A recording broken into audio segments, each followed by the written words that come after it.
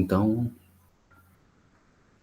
bom, eu comecei essa conversa esperando que todo mundo chegasse. Eu queria me apresentar, né? Porque algumas pessoas ainda não me conhecem. E os que conhecem, conhecem só por esse ambiente virtual. Ah, tá. Ok. O professor Guilherme falou que a informação sobre as composições de colegiado está desatualizada. Eu vou tentar trazer isso para vocês na próxima aula, ou eu coloco isso no mural da nossa disciplina. Como eu estava falando, pessoal, algumas pessoas não me conhecem, né? Meu nome é Marcos, eu sou professor e eu sou professor da cadeira de epidemiologia. Eu tenho um histórico com a nossa escola, que eu fui aluno de graduação, assim como vocês, então, para mim, toda vez que eu encontro com vocês, presencial ou virtual, de alguma forma eu me reencontro comigo, com o eu que eu fui lá na segunda metade dos anos 90. Eu fiz o curso entre 94 e 98. Eu me formei em 1998. Já se passaram alguns anos desde a minha formatura e ao advento de algumas tecnologias, né? Quando eu me formei, o telefone celular estava chegando, né, com um pouco mais de popularização. Eu pude comprar o meu primeiro telefone celular no meu último ano de curso e a gente pagava até para receber chamadas, imagina. Chamada de voz, né? O primeiro grande evento tecnológico da telefonia naquela época foi que eles inventaram um aparelho que mandava e recebia arquivo, mensagem de texto, ó, pra você ver. E a gente pagava por mensagem enviada e mensagem recebida. Depois eu fiz fiz o meu mestrado e meu doutorado também aí na escola. Foi muito bom, né? Eu tive a alegria de ter grandes orientadores, assim, pessoas que se transformaram em amigos, né? Eu perdi o meu grande amigo, que foi meu orientador de doutorado, há pouco tempo. O nome dele é Ivan Sampaio.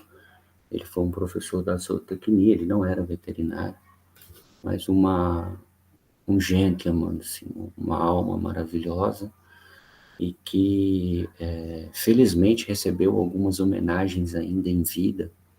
Então, quando as aulas voltarem, vocês vão entrar lá na biblioteca, à direita tem um painel, assim, um desenho que foi retratado, a colaboração do Ivan para a escola. Então, eu tive essa alegria, né? Um lado ruim é que quando você faz toda essa carreira acadêmica na mesma instituição, você corre o risco de se limitar, né? Ponto de vista, se limita a respeito de opiniões, e a gente passa a ter uma visão um pouco distorcida do universo, né, da medicina veterinária. Por que eu estou falando isso? Porque hoje em dia vocês têm a opção de utilizar essas ferramentas de internet, né, que se propagaram mais ainda com a questão da pandemia. Se alguma coisa boa aconteceu com essa pandemia, foi isso, né? Um rápido desenvolvimento dessas tecnologias de troca de conteúdo, chamado produção de conteúdo, né? Então, hoje você consegue, por exemplo, assistir uma palestra super bacana de um professor do Pará ou de um professor da USP, né? Então, tente tirar proveito disso, né? Tem um escritor que ele fala uma coisa muito interessante, ele trabalha com motivação profissional e ele fala o seguinte: a maioria das pessoas não navega na internet, a maioria das pessoas naufraga na internet. Então, tome bastante cuidado para você não ter essa ferramenta fantástica que você tem à sua disposição para perder seu tempo e para restringir seus contatos.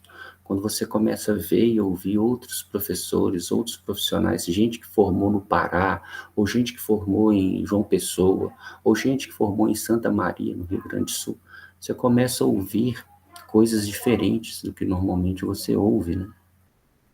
E isso é muito salutar para a formação da sua carreira, né? Vocês já estão no meio do curso.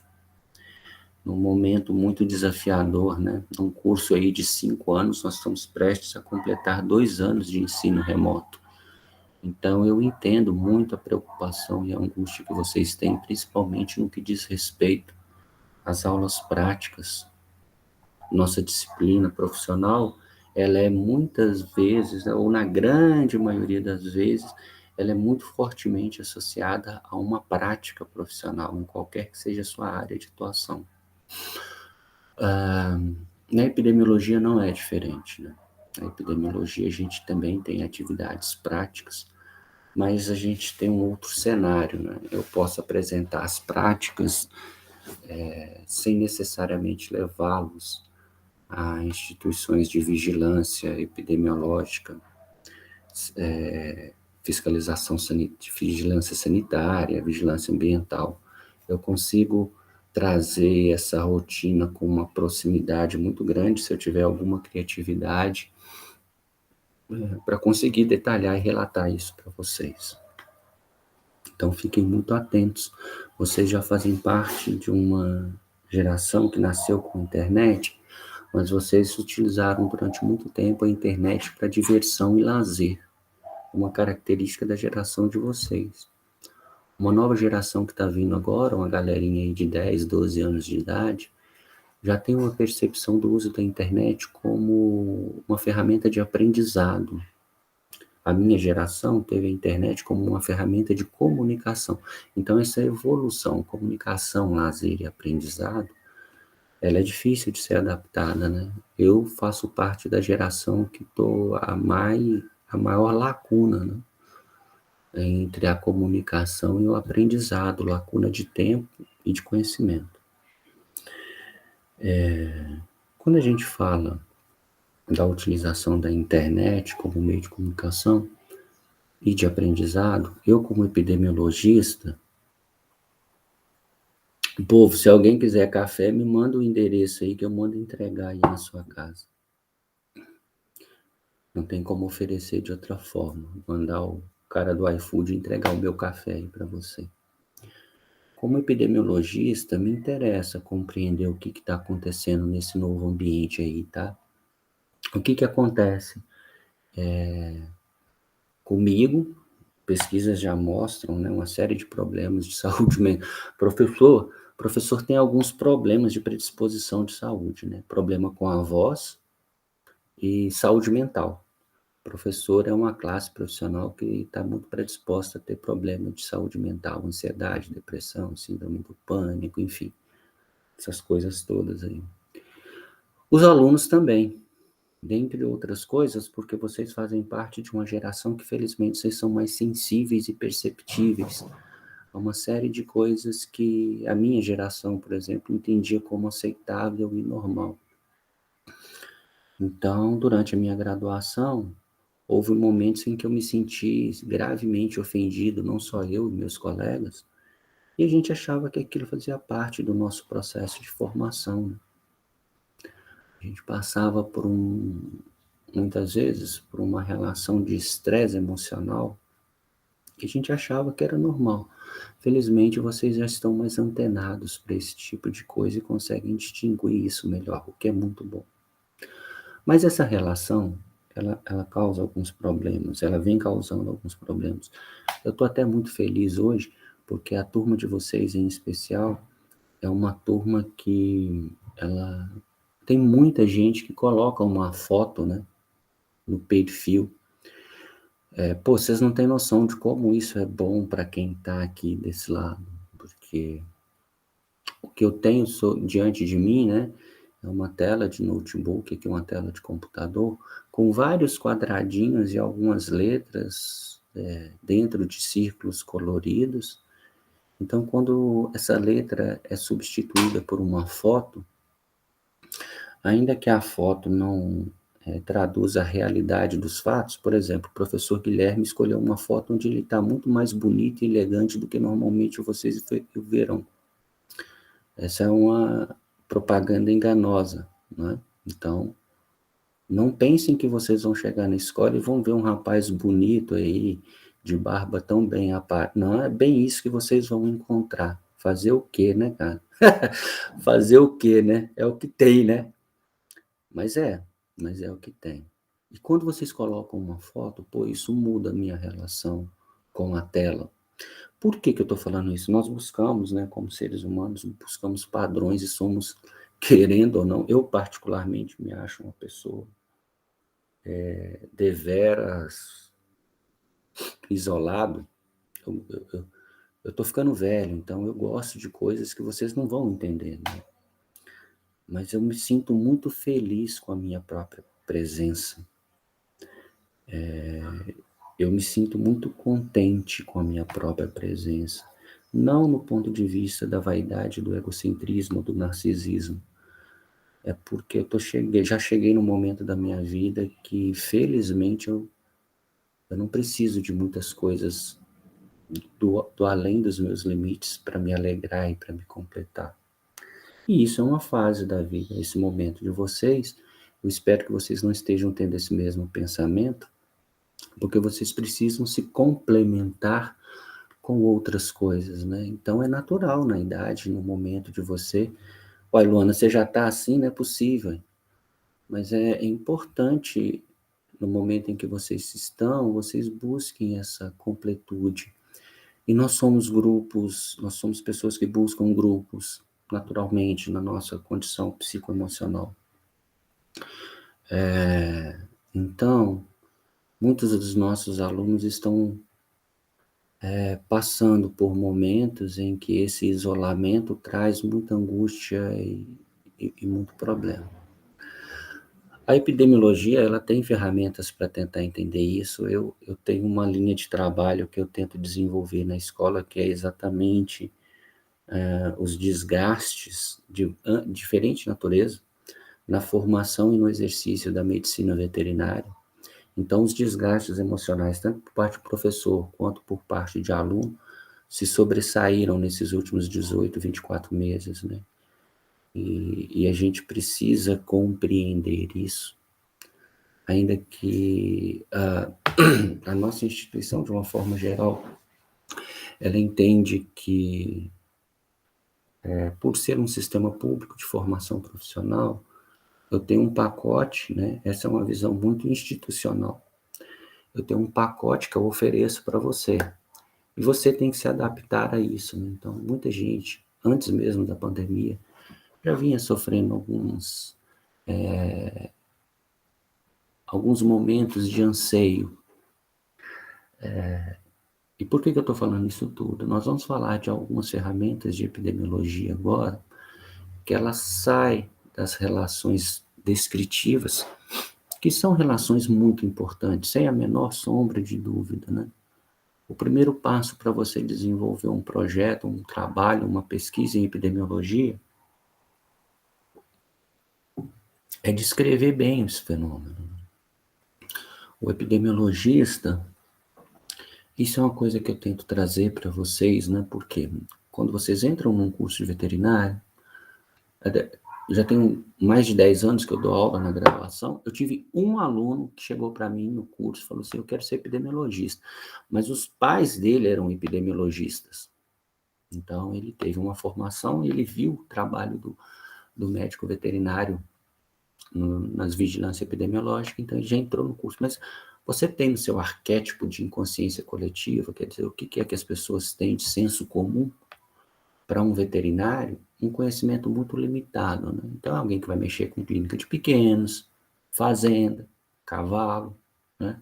Mas poucas pessoas sabem, por exemplo, da participação do médico veterinário em tecnologia e inspeção de produtos de origem animal, ou mesmo na colaboração de um sistema de vigilância em populações, quer seja humana, quer seja população animal.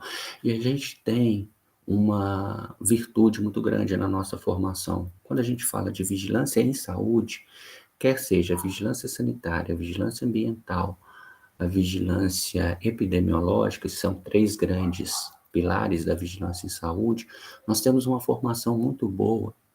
A gente consegue integrar com os nossos saberes de uma forma muito coesa esses três pilares, né? Nem sempre isso é possível com outros profissionais de saúde. Uma outra profissão que também é muito boa e ela tem uma complementação que a gente não tem, são os enfermeiros, né? E os enfermeiros, eles estudam muito as políticas públicas de saúde, coisa que a gente não estuda. Então, a gente consegue trazer uma colaboração muito grande para o sistema público ou privado de vigilância em saúde, em população humana, quer seja em população animal. Pois bem, quando a gente fala de epidemiologia, a gente poderia pensar em 3 grandes momentos, né?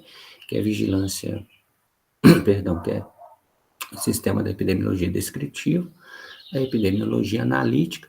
Isso é um pouco uma herança que os epidemiologistas, principalmente depois da década de 90, trouxeram da estatística, né? Então, a estatística também tem muito isso, né? Uma estatística descritiva, uma estatística analítica. Isso foi uma derivação, por que depois dos anos 90? Porque foi um momento em que a pesquisa começou a trazer mais essa necessidade, né, de escrever e analisar dados, transformando esses dados em números. E tem um terceiro, que são os sistemas de vigilância propriamente dita, quando eu pego esses 2 módulos, né, descritivo, analítico, e coloco isso em prática no desenvolvimento, por exemplo, de programas, né. A gente tem, por exemplo, o programa de febre aftosa, que está passando aí nesse momento, esse ano que vem, são anos importantes para o programa. Existem estados da nossa federação que vão pleitear uma evolução do seu status sanitário, por exemplo, de livre com vacinação para livre sem vacinação, enfim. Essas coisas, elas progridem muito embasado em dados epidemiológicos. Pois bem, quando a gente fala de epidemiologia analítica, que é um pouco do que eu vou falar, né?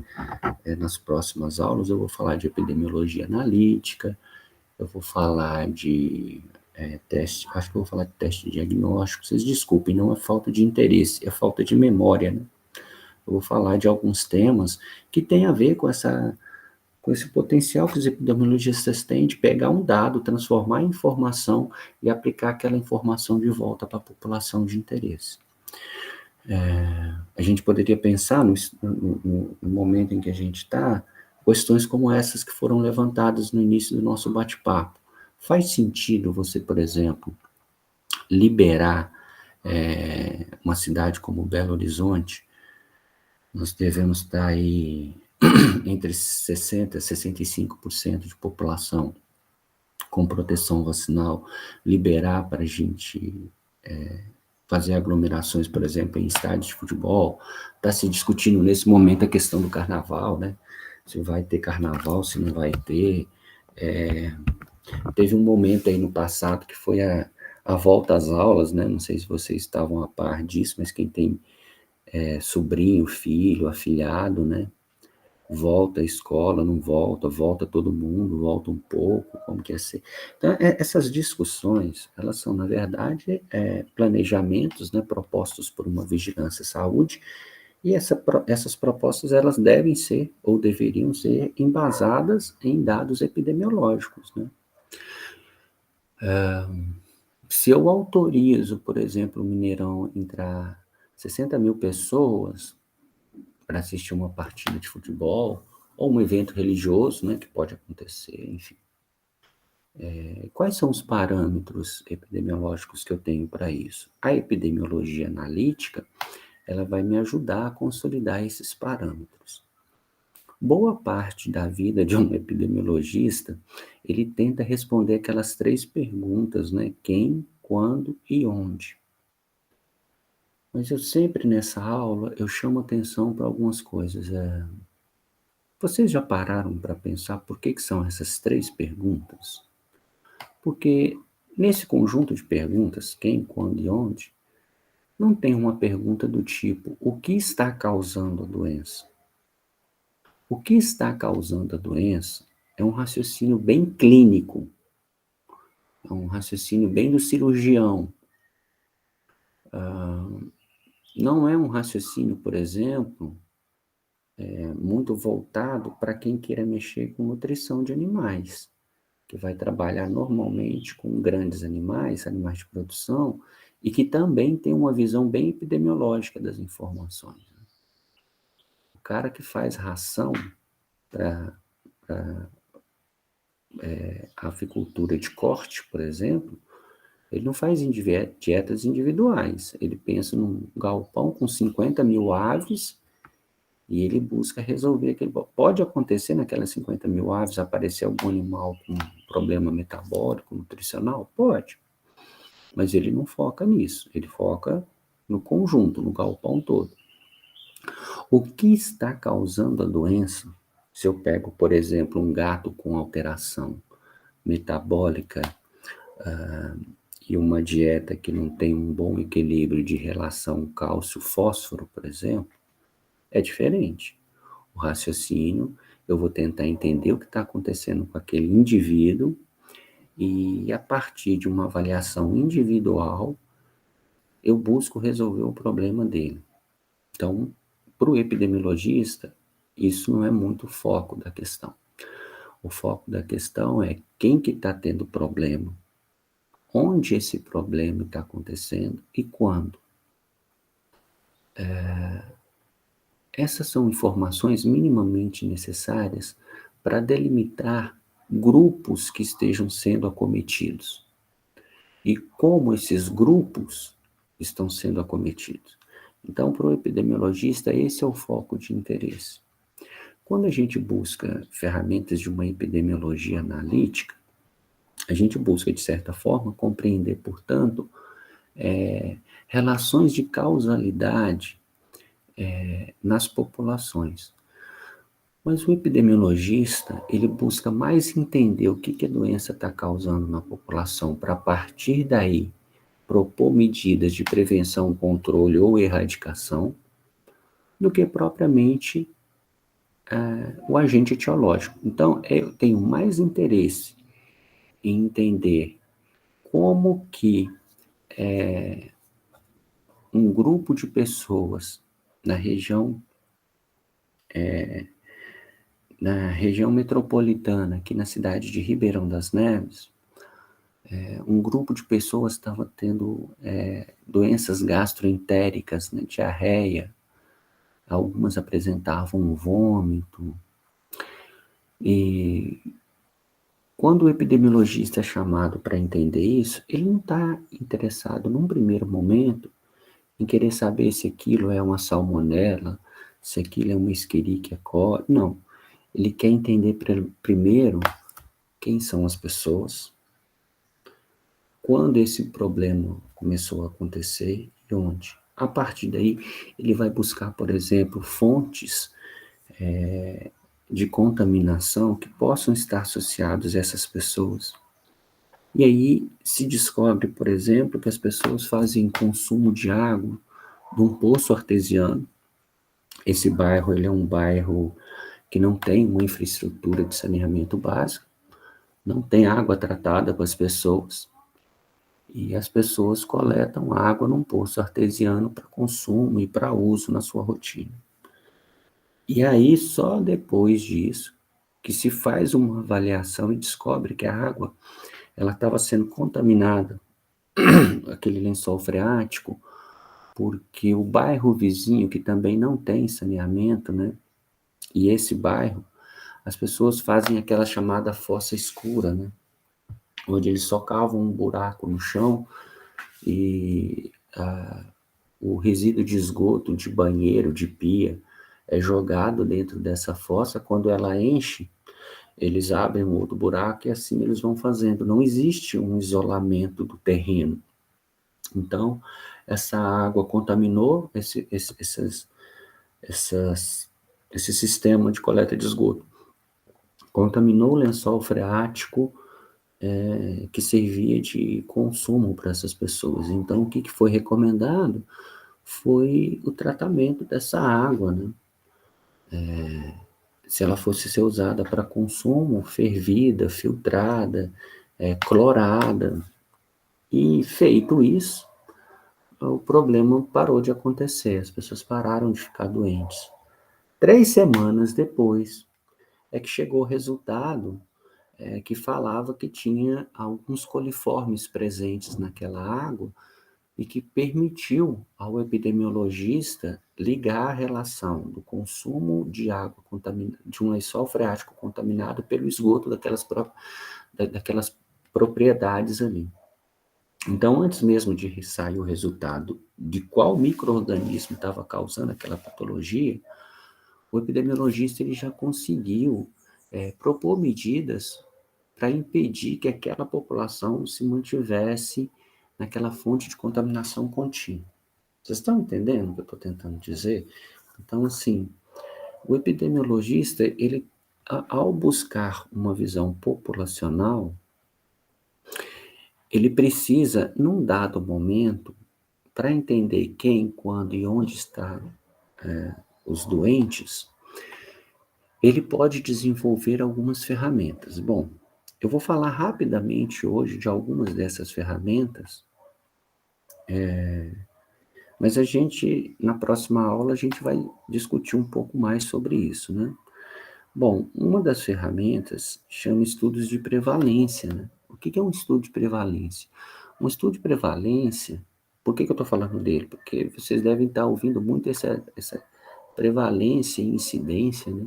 São dois termos muito utilizados, né? Felizmente, com a melhoria das condições dos indicadores hospitalares do Covid, a gente tem percebido que a curva de incidência e de prevalência tem caído na população à medida que a cobertura vacinal aumenta. Se eu chegar ali na padaria da esquina e falar isso, poucas pessoas vão conseguir diferenciar o que eu acabei de falar, mas provavelmente vocês já têm uma percepção um pouco mais profunda disso, né? Quando eu falo que as curvas de prevalência e as curvas de incidência estão caindo, vocês conseguem entender isso como duas informações bem distintas. Conhecer essa terminologia é muito importante para o epidemiologista, né? Eu estou falando que está diminuindo casos novos e antigos. Isso se reflete, por exemplo, na diminuição de leitos que estão sendo utilizados na cidade de Belo Horizonte para atendimento de pessoas com Covid. E aí você percebe uma coisa que eu chamo de epidemiologia instrumental. Quer dizer, a epidemiologia está me dando indicadores para mostrar como o meu sistema de saúde pode entrar em exaustão, né? Pode entrar ele pode ficar tão sobrecarregado que a gente vê coisas como a gente viu, né? Pessoas sofrendo, não só pelo problema de Covid, por exemplo, nos últimos 2 anos a gente teve um aumento da taxa de letalidade, olha só, estou usando outro termo, hein? A gente teve um aumento das taxas de letalidade de pacientes com câncer no Brasil. A gente teve um aumento das taxas de letalidade de doenças cardiovasculares no Brasil, porque essas pessoas não tinham como ser corretamente atendidas, algumas tiveram que interromper o tratamento. Eu conheço gente que precisava passar, por exemplo, por um cuidado cardiovascular dentro do hospital e ele não pôde ficar internado porque ele podia pegar Covid, não tinha vaga, enfim, tiveram que dar alta antes de um momento dentro do ideal para o paciente, enfim, esse tipo de coisa, né? Então, o estudo de prevalência, ele é um estudo muito importante em epidemiologia analítica. Ele é um estudo que contabiliza casos novos e antigos da doença na população. Isso me permite, por exemplo, fazer uma natureza de comparação, por exemplo, antes e depois de uma campanha de vacinação. Eu não sei se vocês sabem, mas é uma doença que vem afligindo aí a população brasileira nos últimos anos.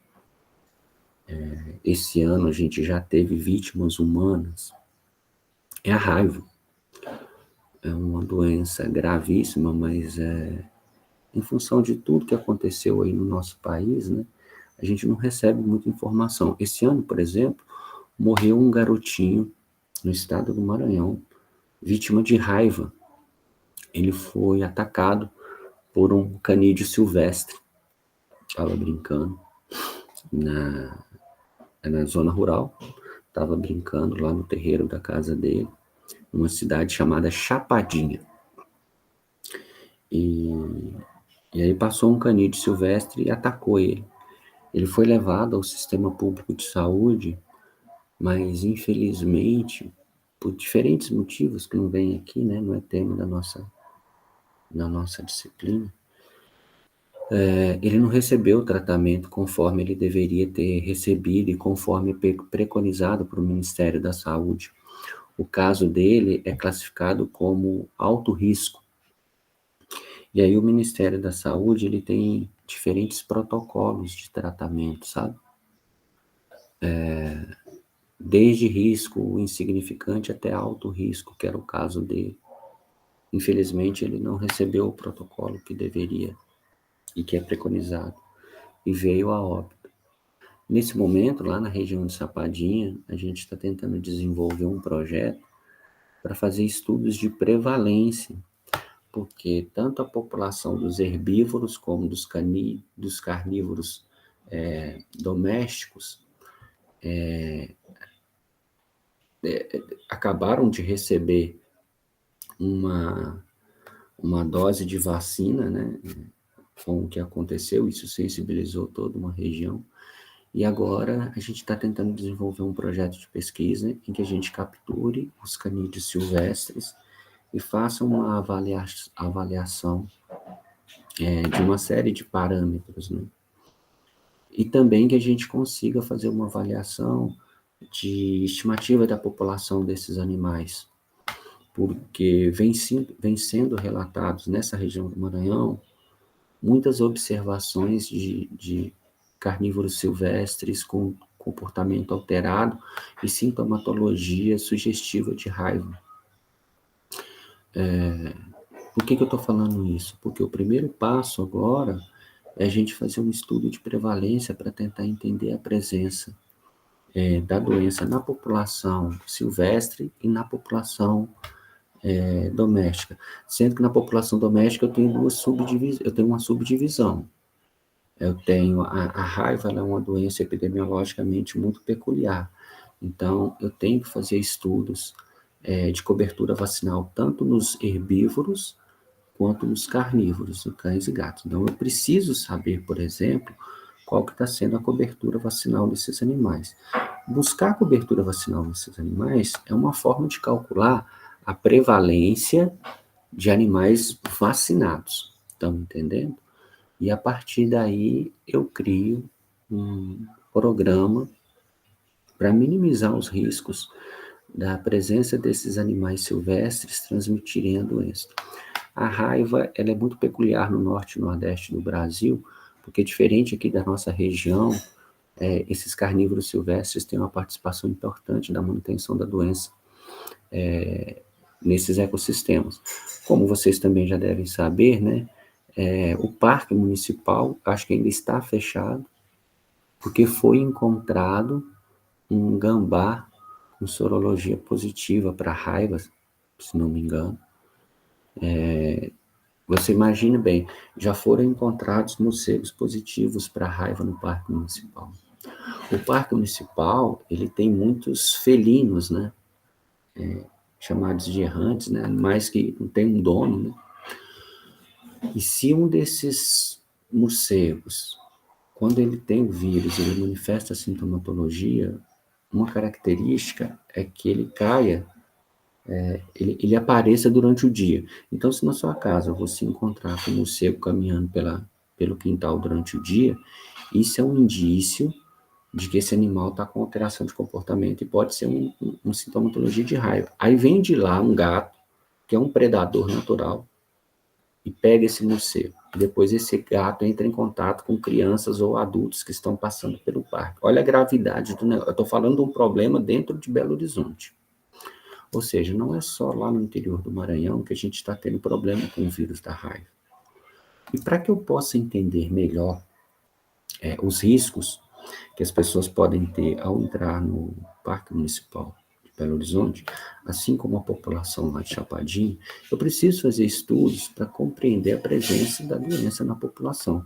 Uma das formas de eu mensurar isso, eu posso contabilizar a presença de morcego com comportamento inalterado, Eu posso fazer sorologia, eu posso vacinar, eu posso fazer várias coisas. Então, os estudos de prevalência, eles me permitem, por exemplo, comparar a prevalência de vírus da raiva antes e depois de uma campanha de vacinação dos gatos que vivem dentro ou nos arredores do parque municipal. Isso é uma ferramenta analítica que me permite, por exemplo, avaliar uma medida, né? Mas existem outras, né? Nós vamos falar um pouco mais de cada uma delas, mas a gente tem, por exemplo, estudos de caso controle, em que eu posso pegar duas pessoas ou dois animais, um doente e um não doente para uma doença qualquer, e comparar para tentar entender o que aconteceu com aquelas pessoas. Por exemplo, eu posso pegar dois irmãos gêmeos, né, idênticos, né, que têm a mesma carga genética, descubro que um teve infarto do miocárdio e o outro não. Quando eu vou estudar o passado desses dois irmãos, eu percebo que um deles é um professor de educação física, faz atividade física, não consome bebida alcoólica, não fuma, tem um cuidado com a dieta, né? Tem um cuidado com a saúde mental.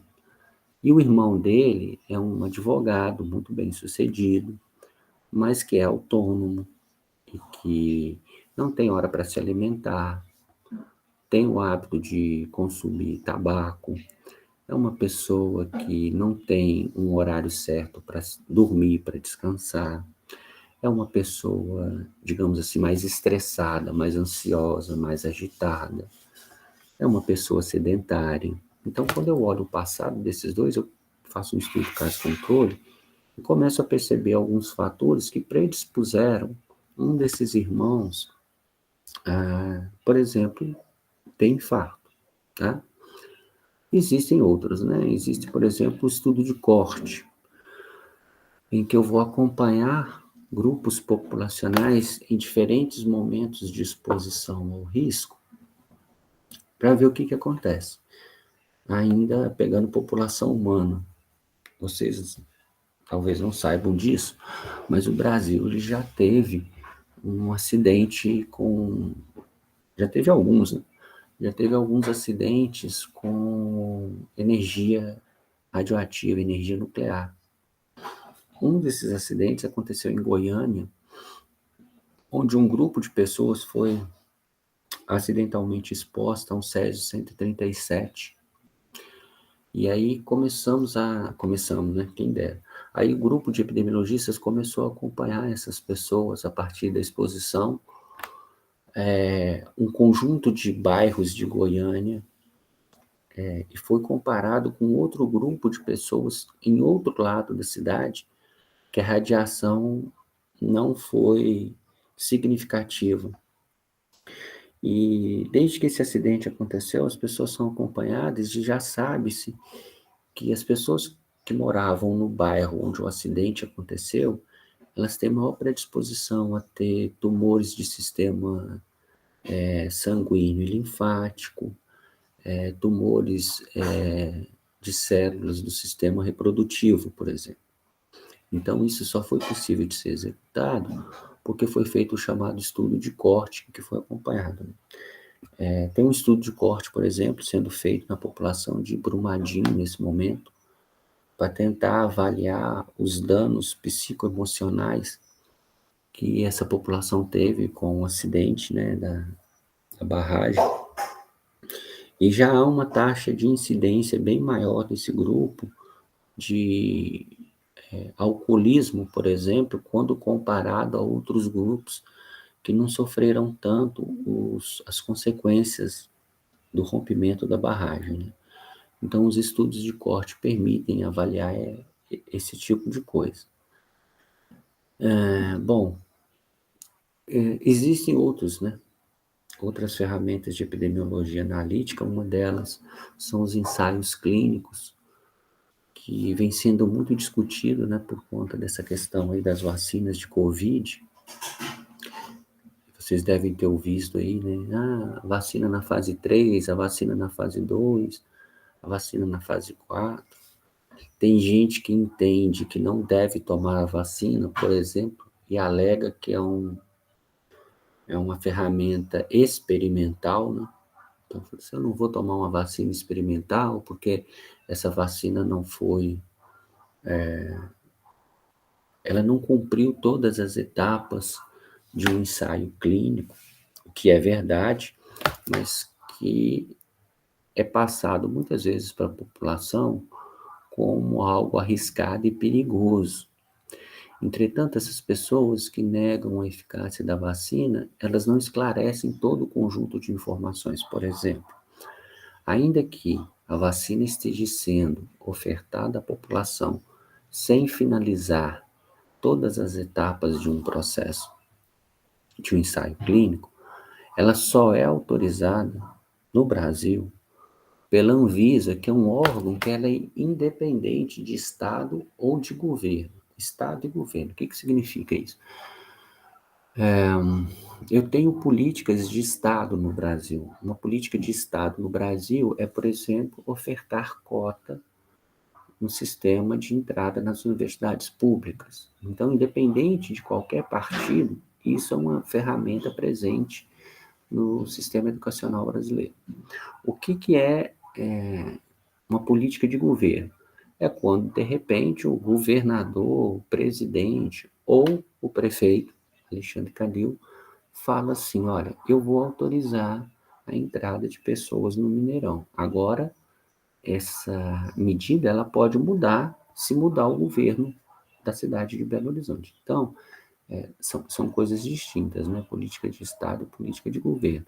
E o epidemiologista ele tem que estar a par disso, porque as políticas de Estado elas tendem a ser políticas mais coesas, mais firmes, né? São mais estáveis. Né? Não adianta mudar o partido político, que a política daquela medida ela tende a não ser modificada. Então, eu consigo, por exemplo, desenvolver uma vacina e essa vacina ser autorizado o uso dela baseado em critérios técnicos científicos e não em critérios político-administrativos. A Anvisa, ela precisa ter uma autonomia por parte do Estado e do governo para poder fazer isso. Senão, o cara pode sofrer uma pressão e não ter tranquilidade suficiente para fazer a avaliação dele. Eu não sei se vocês sabem, mas uma vacina foi solicitado o uso dela na população brasileira e foi negada, que é a Sputnik.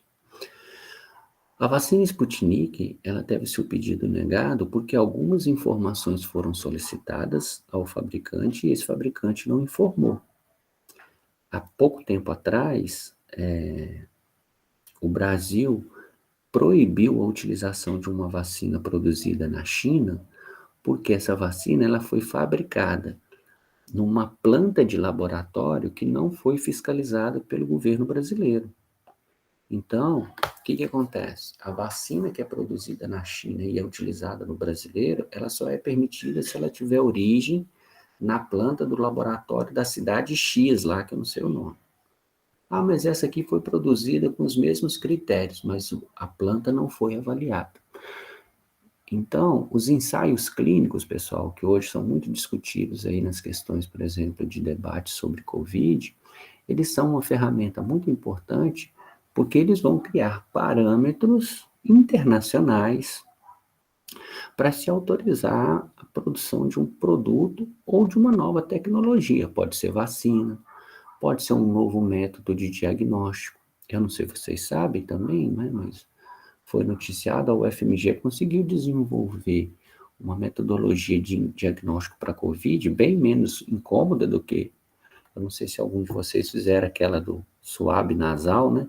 O cara vai lá nas suas memórias da primeira infância, coleta lá material para avaliar a presença do vírus. A UFMG conseguiu desenvolver uma ferramenta menos invasiva e 100 vezes mais barata.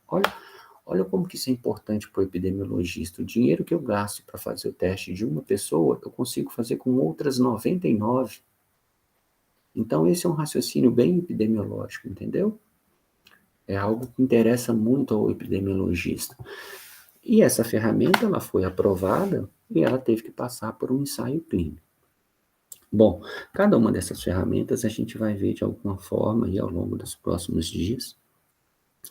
Eu tenho uma preocupação muito grande, né, com a nossa aula, porque esse sistema que nós estamos tendo aqui, ele cansa mais o aluno, né? Isso já está sendo aplicado. Qual, Ana? A do diagnóstico da UFMG? A que é mais barata? Ah, tá. A diagnóstico da UFMG, ele estava num processo último, até onde eu fiquei sabendo, Ana. Deixa eu ver quem foi, se foi a Ana mesmo. Ana. Até onde eu fiquei sabendo, Ana, ele estava firmando contratos comerciais para que um laboratório pudesse produzir essa metodologia de diagnóstico. Porque o que acontece?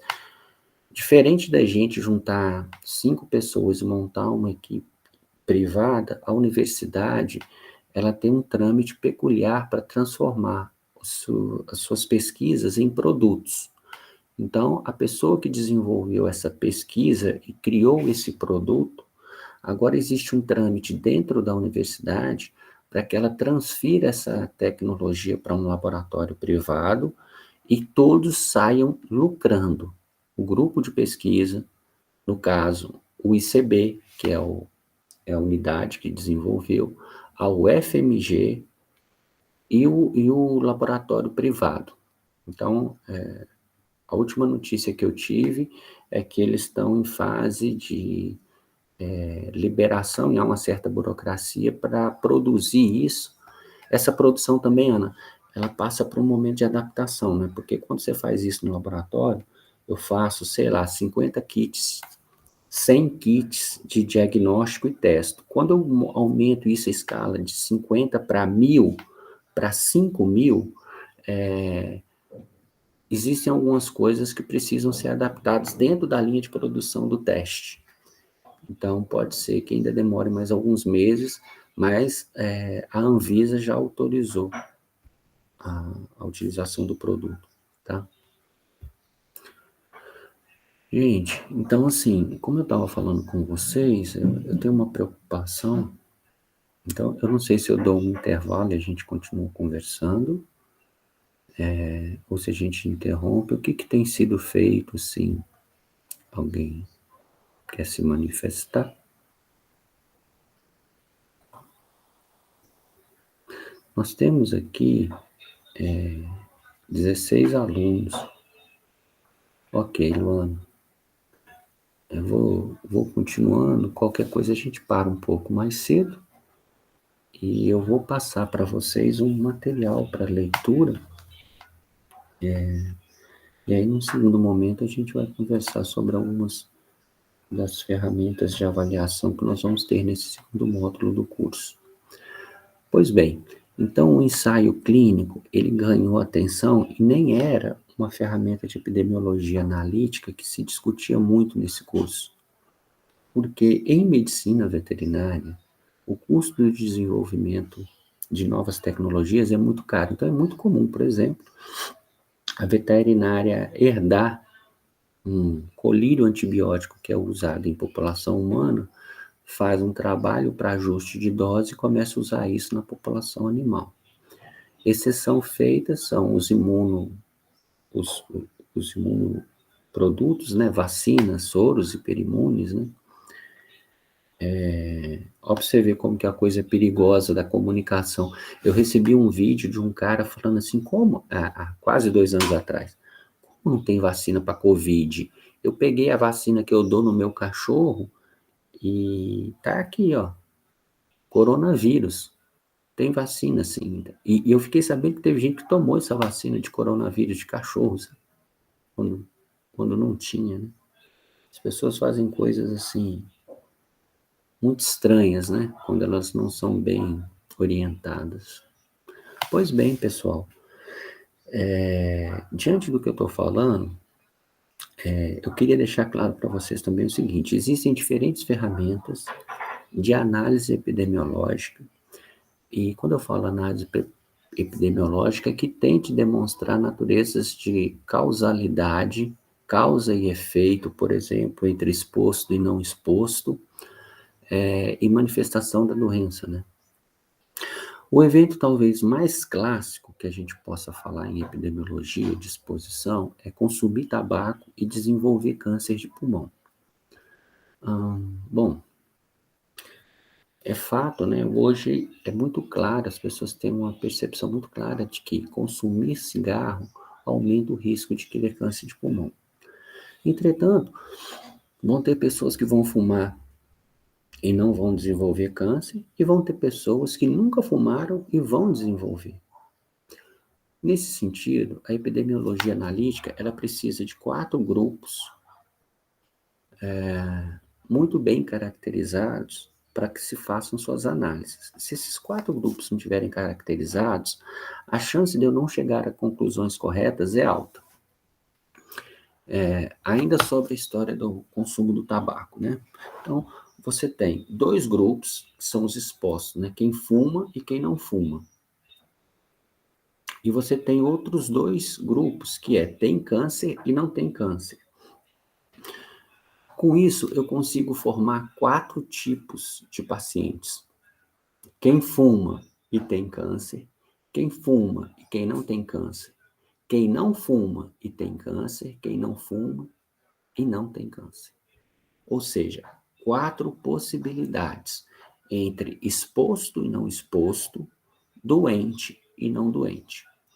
Se alguma dessas categorias eu não tenho, porque eu não fiz a avaliação, eu não fiz a mensuração, eu coloco em risco as minhas análises epidemiológicas e às vezes eu preciso refazer todo o trabalho.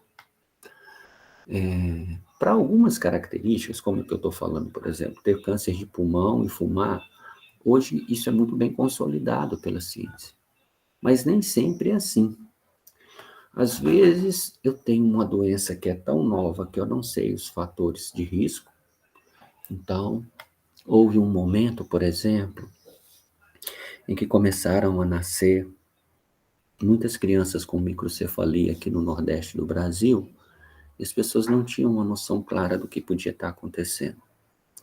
E aí, a partir de um estudo analítico, em que se avaliou crianças mães que tiveram filhos com microcefalia, mães que tiveram filhos com as mesmas características, mas social e epidemiológica, eu diria, mas que não tinham crianças com microcefalia, um estudo foi realizado, né, retrospectivo, e percebeu-se que mães que tinham Zika vírus, num dado momento do período de gestação, onde o sistema nervoso da criança estava em processo de formação embrionária, aumentava muito a probabilidade dessa criança nascer com microcefalia. Então foi necessário fazer um trabalho. Esse trabalho demorou meses para se pudesse chegar a essa conclusão. Por quê? Porque pode haver fatores de confundimento. E esses fatores de confundimento, às vezes, eles dificultam muito a vida do epidemiologista. Um fator de confundimento clássico que a gente pode pensar é consumo de café e câncer de pulmão. Alguns trabalhos mostraram que o aumento no consumo da cafeína podia estar associado a câncer de pulmão. Mas, na verdade, o café é um fator de confundimento. Por quê? Muitas pessoas que fumam tomam muito café. Então, não é o café que causa câncer. O café passou a ser um indicador de aumento a probabilidade de pessoa que fuma e consome café. Entendeu? Então, esse tipo de dúvida, esse tipo de confundimento, ele é muito comum na pesquisa com o epidemiologista. Então, o epidemiologista, ele precisa ter muito cuidado na hora de criar as relações de concordância ou de condicionantes de causa e efeito. Esse é um cuidado que a gente precisa ter quando a gente faz esse tipo de trabalho, e a gente vai falar um pouco dele. Eu vou apresentar para vocês um texto onde alguns cuidados devem ser considerados. Quando a gente faz estudos analíticos, assim como os estudos descritivos, existem determinados erros que precisam ser evitados, né? Erros aqui, assim, por exemplo, tem erro de digitação, que a princípio vai acontecer uma vez ou outra, e você vai identificar lá, por exemplo, você pode pensar num erro de digitação da seguinte natureza: índice de massa corporal. O índice de massa corporal aparece lá um valor tipo 302. Provavelmente o cara errou o lugar da vírgula e isso é facilmente identificado no banco de dados. Mas existem alguns erros que são chamados erros sistemáticos que eu preciso tomar mais cuidado. Por exemplo, quando eu faço um estudo de caso e controle, que eu estava contando história para vocês, né, dos 2 irmãos gêmeos e que um infartou, uma coisa que eu preciso pré-estabelecer no meu trabalho é classificar parâmetros para falar que aquele indivíduo é um caso de infarto, lá, no problema cardíaco. Quando eu estou fazendo um estudo que envolve alterações anatomomorfológicas, isso é um pouco mais fácil, como, por exemplo, câncer de pulmão ou infarto do miocárdio. Eu tenho facilidade de conseguir identificar isso. Quando eu estou fazendo estudos que o marcador do animal doente ou da pessoa doente está associada a parâmetros sorológicos, imunológicos, eu preciso tomar mais cuidado. Porque existem determinados testes sorológicos que podem dar os chamados indeterminados, né? Então, eu posso testar um cachorro para leishmaniose, dependendo do teste, ele pode ser positivo, negativo ou indeterminado. O que é um indeterminado? O cachorro teve babese 3 semanas antes, e o teste identifica erroneamente um anticorpo de babésia, relaciona aquilo como se fosse anticorpo de leishmania. Então, eu preciso ter alguns parâmetros. Então, eu vou falar assim, só vai ser identificado um animal positivo se ele der positivo no teste X. Marcos, mas o teste deu indeterminado, mas ele tem uma sintomatologia clínica clássica de um cão com leishmaniose. Pois bem, se a sintomatologia clínica não for considerada para identificar ele como um animal positivo, eu não coloco ele. Porque indeterminado é um critério de exclusão de um caso positivo. E o epidemiologista, ele precisa tomar muito cuidado na hora dele classificar o que é um caso. Porque nem sempre ele vai conseguir fechar parâmetros com 100% de precisão. Quando a gente fala de Covid, por exemplo, existe uma série de pessoas que vão ter sintomas de Covid, e se eles não fizerem o teste no momento certo, e isso precisa estar categorizado no meu estudo, ele vai ser um falso negativo. Eu vou perguntar então assim, não vou perguntar não, deixa eu falar diferente. Eu tive Covid. Só que o que eu tive de Covid? Eu tive 2 dias de resfriado, eu tive o nariz escorrendo, e eu tive uma dor na região das costas, na região lombar, das minhas vértebras lombar, que eu nem sabia que era sintoma de Covid, mas é. Só que o que aconteceu? Eu fui visitar minha mãe um dia, estava lá na casa da minha mãe, e minha mãe faz umas peças de artesanato horrorosas, assim, muito feias. No dia que vocês forem lá na minha sala, vocês vão ver lá um gato que ela fez e me deu de presente, horroroso, parece que ele foi atropelar. Um hobby lá que ela tem. E ela tem as amigas dela lá, que vão lá fazer esses artesanatos lá com ela. E uma dessas pessoas visitou minha mãe, e no outro dia ela começou a ter sintoma de gripe. A minha irmã me ligou e falou assim, olha, veio uma visita aqui e tal. Eu falei, então espera aí, daqui a tantos dias você faz o teste, se der positivo. E a minha mãe deu negativo, mas a visita deu positivo. Como eu estava com uma sintomatologia de resfriado e estava atento, porque eu tive contato indireto com essa pessoa, passado lá uns dias, eu fui na farmácia, fiz o teste e deu positivo.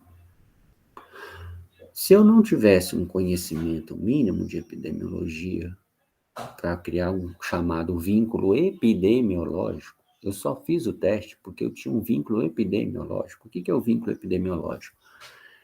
Eu tenho uma série de características que aumentam a probabilidade de eu ter tido contato com a pessoa ou com o vírus, e eu tenho alguns dos sintomas que podem me classificar como uma pessoa positiva para a Covid.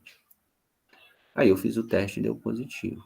Mas tem um monte de gente que vai ter sintomas tão brandos quanto os meus e não vai fazer teste. Ele vai ser um falso negativo.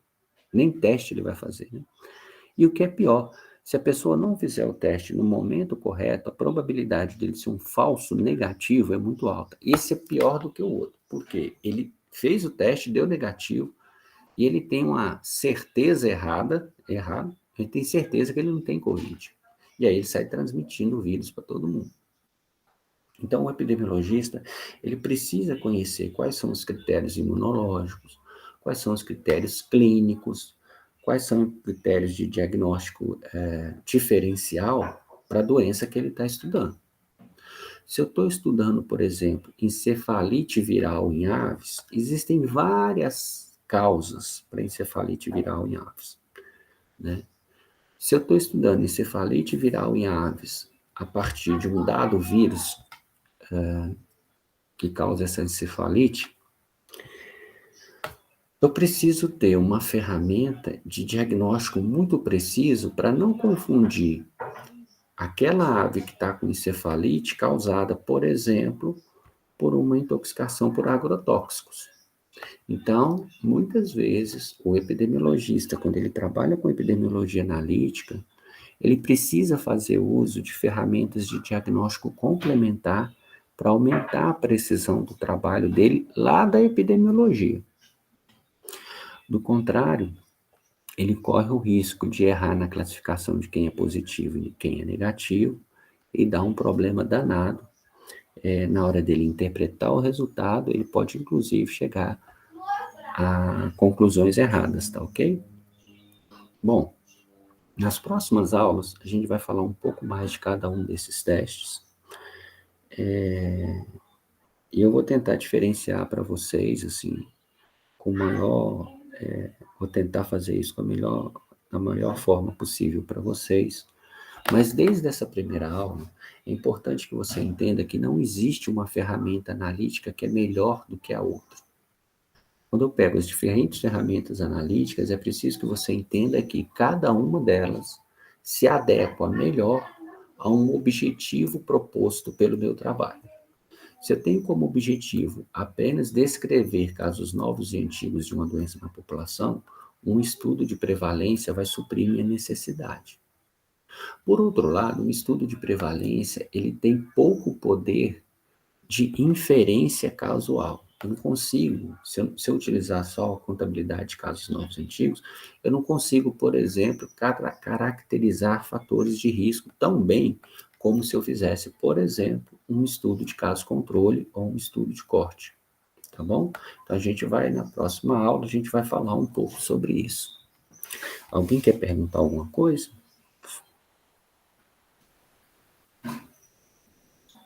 Não? Acho que não, professor. Ou entenderam tudo ou não entenderam nada, né, Aline? Ou entenderam tudo ou não Foi entenderam ótimo, nada. professor. Oi? Foi Luan? ótimo, bem leve agora. Pô, que bom. Pois é, pessoal. Então, na nossa próxima aula, a gente vai começar a detalhar um pouco esse material. Eu imagino que vocês devam estar muito cansados, né, desse sistema que nós estamos fazendo aí. Então, eu preciso que vocês me deem alguns retornos a respeito de algumas propostas de metodologia de trabalho que a gente vai fazer. Deixa eu só interromper a gravação para finalizar a aula aqui e dar alguns avisos para vocês.